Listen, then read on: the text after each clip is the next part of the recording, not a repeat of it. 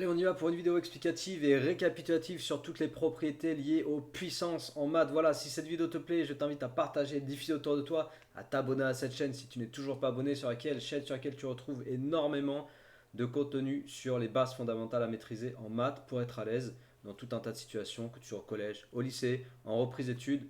Si tu veux faire des maths, il faut que tu maîtrises les fondamentaux, les puissances en font partie. Donc on va regarder dans cette vidéo un récapitulatif des propriétés sur les puissances et on va déjà commencer par définir ce qu'est une puissance d'un nombre. Donc puissance d'un nombre.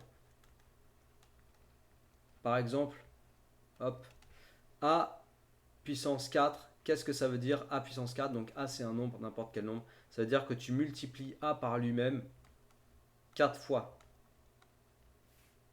Tu multiplies A par lui-même 4 fois. Voilà. Donc A puissance 4, c'est de multiplier A par lui-même 4 fois. A puissance n, parce qu'après, dans la vidéo, on va parler en fait avec des lettres, on va parler en littéral, donc tu as besoin de savoir qu'est-ce que je désigne par a puissance n. C'est lorsque tu multiplies a par lui-même n fois. Ok? Je multiplie a par lui-même n fois. Ça caractérise a puissance n. Un petit exemple numérique, 7 puissance 3. C'est 7 fois 7 fois 7. Donc 7 fois 7, 49. On peut prendre la calculatrice pour aller vite et demander directement à la calculette 7 puissance 3. Elle te donne le résultat 343. Voilà, quand tu fais 7 fois 7 fois 7, tu obtiens 343.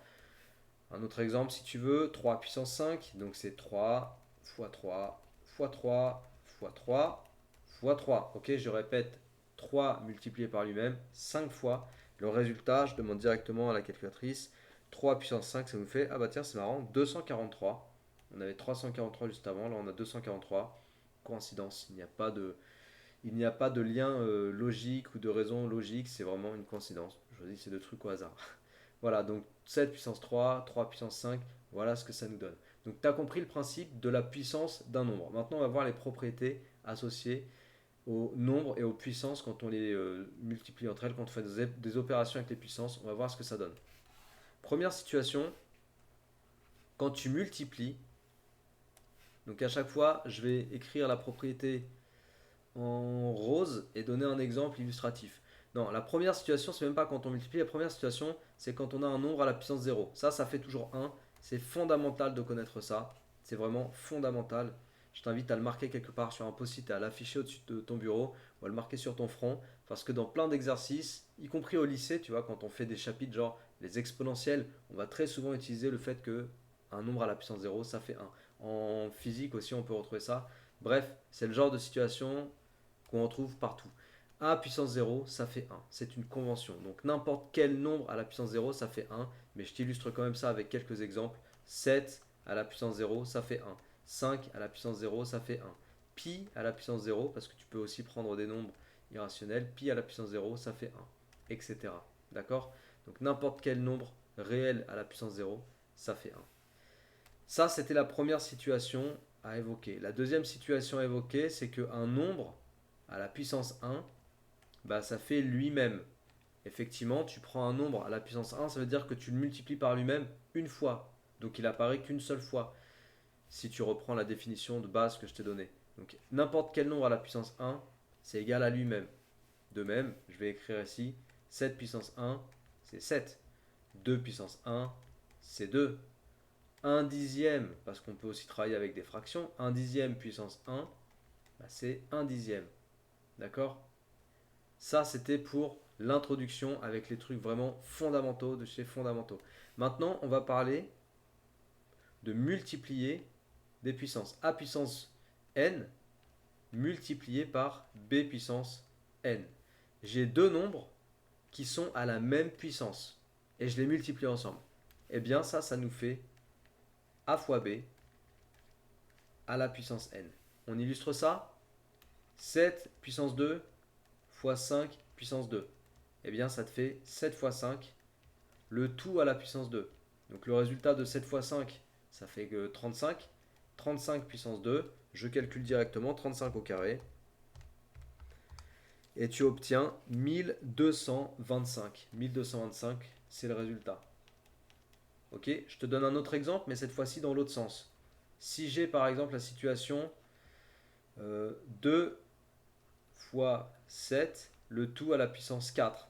2 fois 7 puissance 4, tu peux très bien le décomposer en 2 puissance 4 fois 7 puissance 4 et donner le résultat. Ce genre de situation où tu vas plutôt passer de cette écriture à celle-ci, ce sera dans les situations où tu auras du calcul littéral. Donc on retrouve ça beaucoup dans les maths qu'on fait au lycée par exemple. Si tu as 2 fois a puissance 3, tu vois, ou 2 fois x, tiens on va prendre x, parce que c'est vrai qu'on travaille beaucoup avec des expressions littérales où on a des x notamment pour tout ce qui est fonction. Donc si tu as 2x ou 2 fois x, le tout à la puissance 3, tu peux écrire et transformer cette écriture par 2 puissance 3, donc 2 au cube, fois x au cube. Et 2 au cube, et ça fait 8, donc tu te retrouves avec 8x au cube. En fait, 2x, 2 fois x puissance 3, c'est comme 8x au cube. D'accord?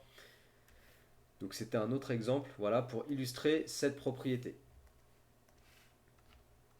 Maintenant, on va parler de la situation où on a deux nombres, hop, deux nombres qui sont à la même puissance et que je divise l'un par rapport à l'autre. Donc a puissance n divisé par b puissance n. A puissance n divisé par b puissance n, et bien ça nous fait a sur b, donc a divisé par b, le tout à la puissance n. Donc ici, on retrouve en fait une propriété liée aux fractions. Donc voilà, fraction et puissance. D'ailleurs, je pense que je t'en ai pas parlé dans la vidéo où je t'ai expliqué les propriétés générales à connaître sur les fractions. Cette vidéo se trouve dans la playlist sur les fractions, voilà, tout sur les fractions. Et dans cette vidéo, je t'ai parlé de cette propriété qui est liée aux puissances. Voilà, puissance d'une fraction. Puissance d'une fraction. Donc tu peux décomposer en fait cette écriture. Quand tu as a sur b, le tout à la puissance n, tu peux aussi l'écrire a puissance n sur b puissance n. Ce qui revient à appliquer ta puissance au numérateur et au dénominateur. Exemple de ça. Donc pareil, ça c'est des propriétés qu'on utilise vraiment beaucoup dans les maths du lycée, notamment en première et terminale. Alors dans les suites numériques, quoi, si tu veux savoir, notamment, si tu as 2 tiers à la puissance 5. 2 tiers à la puissance 5, c'est comme 2 puissance 5 sur 3 puissance 5. Après, tu peux calculer si tu veux. Quand tu as, en calcul littéral, de 1 tiers, tiens, bah celle-là par exemple, ça c'est vraiment typiquement le genre de choses qu'on va trouver au lycée. 1 tiers à la puissance n. Donc 1 tiers, le tout à la puissance n. Bon bah ça, je vais pouvoir transformer en disant que ça fait 1 puissance n sur 3 puissance n, tu vois. Et je peux aller encore un tout petit peu plus loin parce que donc n c'est un nombre, je ne l'ai pas défini, c'est un nombre entier par exemple. Je peux aller un tout petit peu plus loin, je disais, parce qu'ici j'ai 1 puissance n. Et je t'ai dit, ah non, je l'ai pas dit, bah tiens, ça sera l'occasion de le marquer en fait. 1 puissance n, bah tu sais quoi, ça fait 1. Et on va le dire, ça on va l'écrire un tout petit peu plus haut. En bas, 3 puissance n, je le laisse 3 puissance n. Tu vois, on peut transformer des écritures. Voilà. Alors 1 puissance n, oui, j'aurais bien dû le rappeler ici.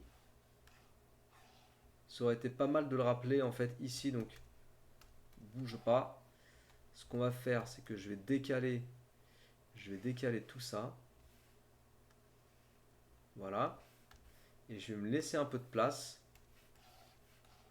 Donc là, je t'ai parlé de la puissance d'un nombre. Et je vais me laisser un peu de place pour te parler d'un cas particulier. Donc cas particulier. Si tu considères 1 puissance 4, par exemple, 1 puissance 4, en utilisant la définition que je t'ai donnée au tout début, tu vas avoir 1 fois 1 fois 1 fois 1. Donc 1 multiplié par lui-même 4 fois. Sauf que multiplié par 1, ça revient à rien du tout. Enfin, je veux dire, c'est comme si tu n'avais rien fait. 1 fois 1 fois 1 fois 1, ça fait 1. De même que 1 puissance 5, 1 fois 1 fois 1 fois 1 fois 1, eh bien ça fera quand même 1. Et en fait, 1 puissance n, de façon générale, c'est égal à 1. Voilà. Tu peux retenir ça comme étant aussi une propriété, entre guillemets, à connaître, dont on a bien besoin dans certaines situations, en tout cas, de se rappeler que n'importe quel nombre, que 1 à la puissance n, ça fera toujours 1. Voilà. Ok, donc on a parlé du produit de deux nombres, on a parlé du quotient de deux nombres, qui sont tous les deux à une puissance n, et maintenant on va parler d'opérations quand on a un même nombre. Donc a puissance b fois a puissance c. Et bien là, tu vas te retrouver avec le cas particulier de a puissance b plus c. A puissance B fois A puissance C, ça fait A puissance B plus C. Je te donne des exemples pour illustrer, pour qu'on applique vraiment et qu'on comprenne. 7 au carré multiplié par 7 puissance 5, ça nous donne 7 puissance 2 plus 5. Autrement dit, 7 puissance 7. Autre exemple, 3 puissance 5 fois 3 puissance 6, ça va nous donner 3 puissance 5 plus 6, c'est-à-dire 3 puissance 11. Ok, tu as compris le principe? Voilà, donc cette propriété-là, très très très utile quand tu vas vouloir faire de la transformation d'écriture, de la simplification d'écriture où il y a des puissances. Et tu vas voir dans les exercices qui sont dans la playlist là sur les puissances, dans les exercices que je te propose pour t'entraîner, tu vas voir qu'on va utiliser cette simplification dans plein de situations. Ok? Alors, la même chose, mais cette fois-ci quand tu as un quotient a puissance b sur a puissance c. A puissance b sur a puissance c, donc a ça désigne donc le même nombre, hein. Si je mets la même lettre, c'est pour désigner le même nombre. Évidemment, tu as vu dans mes exemples 7, 7. Ok? J'ai le même nombre à chaque fois sous la puissance. 3, 3. J'ai le même nombre sous la puissance. Parce que j'avais A. D'accord? Donc là, c'est la même chose. J'ai le même nombre. Donc A puissance B sur A puissance C, ça fait A puissance B moins C. Et on va donc appliquer ça dans des exemples. Hop. On reprend, si tu veux, ce qu'on a au-dessus. 7 puissance 5 sur 7 puissance 2, ça nous fait 7 puissance 5 moins 2. D'accord? Je fais la puissance qui est au numérateur moins la puissance qui est au dénominateur. Ok? Donc 7 puissance 5 moins 2 dans ce sens-là et pas dans l'autre. Ce qui nous donne 7 puissance 3. Voilà, c'est un exemple. Maintenant, si je fais, et ça va nous permettre d'introduire la situation d'après, 3 puissance 6, non, 3 puissance 5 sur 3 puissance 6. Qu'est-ce que ça fait ça? 3 puissance 5 sur 3 puissance 6. Ça te fait 3 puissance 5 moins 6. Et 3 puissance 5 moins 6, ça nous fait 3 puissance moins 1. Parce que 5 moins 6, ça fait moins 1. Est-ce que je peux transformer cette écriture 3 puissance moins 1? Eh bien oui, et je vais t'introduire hop, la propriété d'après. A puissance moins 1, c'est comme 1 sur A. D'accord? Mathématiquement, 1 sur A, tu peux l'écrire A puissance moins 1. Voilà, tu le sais maintenant, tu peux l'appliquer. Donc le 3 puissance moins 1 qu'on a trouvé ici, je vais l'écrire 1 sur 3. D'accord? Donc sache que 1 tiers, c'est comme 3 puissance moins 1. Si tu veux, je t'en donne quelques-unes supplémentaires pour que tu comprennes. Par exemple, 1 cinquième, c'est comme 5 puissance moins 1. Je sais pas, moi, par exemple, 1 neuvième, c'est comme 9 puissance moins 1. Qu'est-ce que je peux te donner d'autre? 1 dixième, allez, 1 dixième, c'est comme 10 puissance moins 1. Tu as saisi le truc? Cette transformation d'écriture, elle peut servir. Bien sûr, c'est pas naturel de se dire, ah bah tiens, au lieu d'écrire 1 cinquième, je vais écrire 5 puissance moins 1. Déjà que des gens se disent, c'est pas naturel d'écrire en fraction, mais si en plus on en arrive à se mettre sous des écritures de puissance de ce style, on se dit, mais pourquoi on fait ça? Mais sache que cette transformation d'écriture, pareil, elle va te servir dans plein de situations, même pas qu'en maths, également en physique évidemment, et je pense à plein de situations qu'on retrouve en première et même en terminale. Voilà, si tu veux t'en convaincre, tu vas sur mon autre chaîne, Benjamin Connaissance, et tu vas voir que tu as plein d'exercices de plein de chapitres différents où on a besoin de faire ce genre de choses. Exemple tout bête, l'analyse dimensionnelle en physique. Voilà, l'analyse dimensionnelle qui n'est même pas un chapitre, hein, c'est une compétence transversale en physique-chimie, que tu sois en première ou en terminale, qu'il faut maîtriser. Et dans l'analyse dimensionnelle, tu as besoin de savoir faire ce genre de choses-là, spécifiquement. Et de manipuler vraiment bien les puissances. Les puissances, ça sert spécifiquement pour l'analyse dimensionnelle d'ailleurs. Si tu es en première ou en terminale et que tu regardes cette vidéo, sache que pour faire de l'analyse dimensionnelle en physique-chimie, tu as besoin d'être le roi des puissances. D'accord? Donc je t'ai écrit les deux propriétés ici, on va les encadrer. On va les encadrer toujours en rose. Au fur et à mesure, donc toutes celles que j'écris en rose, je te conseille de les écrire pareil sur un post-it et puis d'afficher ça au-dessus de ton bureau. Ok? Ou bien dans un cahier, tu te fais un récap avec toutes les propriétés. Ok? Donc on a a puissance moins 1 et on va étendre en fait la propriété du dessus avec a puissance moins n. Et oui, elle marche aussi et tu vas voir que ça va être le même topo. En fait, a puissance moins n, c'est comme 1 sur a puissance n. Voilà, tout simplement. Ok, a puissance moins n, c'est comme 1 sur a puissance n. Pareil, je vais illustrer ça avec quelques exemples. 3 puissance moins 5, c'est comme 1 sur 3 puissance 5. Ok? Je t'en fais un autre. 6 puissance moins 7, c'est comme 1 sur 6 puissance 7. D'accord? C'est bon? Après, de toute façon, pour retenir au sens vraiment maîtriser toutes ces propriétés, c'est pas compliqué. Il faut que tu t'enchaînes, que tu bouffes des exercices d'application. C'est pour ça que je te fais une vidéo avec le récap sur les formules. Et après, je te fais 3-4 vidéos où on bouffe de la transformation de l'application, transformation d'écriture. On en bouffe, on en bouffe, on en bouffe, jusqu'à ce que ça devienne des automatismes. Une fois que c'est des automatismes, c'est bon, tu as compris le truc. Ok? Allez, autre propriété. Quand tu as un nombre à la puissance b, par exemple, et le tout placé à la puissance c. Alors ça, je te l'écris et après on l'applique en exemple. A puissance b, le tout à la puissance c, bah, ça fait a puissance b fois c. On l'applique, on l'illustre avec des exemples. Si tu prends par exemple 5 au carré, le tout au cube, et bien ça te fait 5 puissance 2 fois 3, ok, c'est-à-dire 5 puissance 6. Si tu prends un autre exemple, 7 puissance 3, le tout puissance 5, et bien ça va te donner 7 puissance 3 fois 5. Tu multiplies entre elles les puissances. Donc 7 puissance 3 fois 5, ce qui va nous donner 7 puissance 15. Voilà. Dernier exemple, pour prendre un exemple littéral, parce que tu as souvent besoin de ça en fait, notamment en maths, je pense aux maths par exemple, les maths que tu fais en terminale dans une option qui s'appelle maths expert, au moment où je tourne cette vidéo, dans cette option de maths expert ou dans la spé maths de terminale, tu vas avoir des situations où on va faire du calcul littéral avec des puissances et on va avoir besoin donc de savoir transformer, je sais pas moi par exemple 3 puissance n puissance 5 et de dire que ça fait 3 puissance n fois 5. Et n fois 5, en maths, on l'écrit 5n. Tu vois? Voilà. Et là, en fait, tu as des expressions littérales parce que ça, c'est des expressions qui contiennent des lettres, en fait. Et donc, tu as besoin de savoir appliquer ces propriétés que je te donne, bien sûr en faisant du calcul numérique, mais aussi en faisant du calcul littéral. Ok? Voilà. Donc, je pense que j'ai fait le tour sur les propriétés des puissances. Alors, attends que je dézoome un brin. Voilà. Donc on a expliqué en premier lieu, on ne voit pas tout dans le détail, mais on se souvient qu'ici je t'avais expliqué le principe de la notion de puissance. Et après on a sorti les propriétés.